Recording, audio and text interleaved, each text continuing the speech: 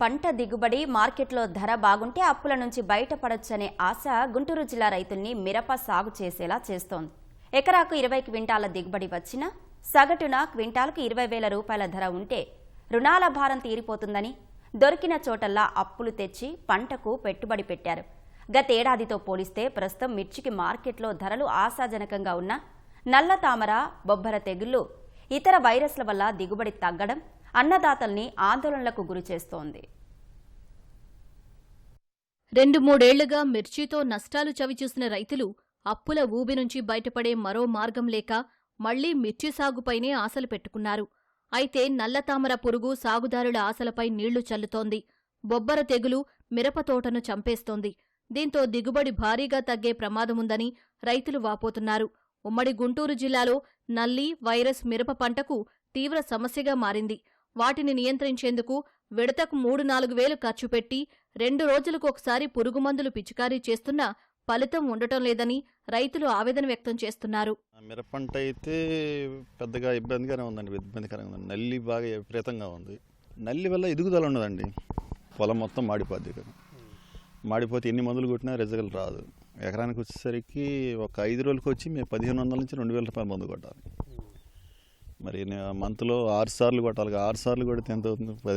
10,000 రూపాయలు నెలకు అవుతుంది. 5-6 నెలలు కొట్టాలి.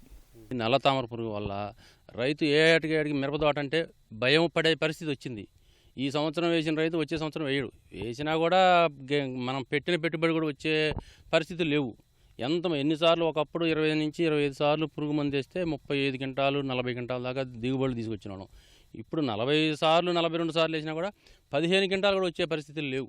ఉమ్మడి గుంటూరు జిల్లాలో గత ఏడాది సుమారు 2 లక్షల ఎకరాల్లో మిరప పంట వేయగా ఈ ఏడాది సగానికి సగం విస్తీర్ణానికి సాగు పడిపోయింది.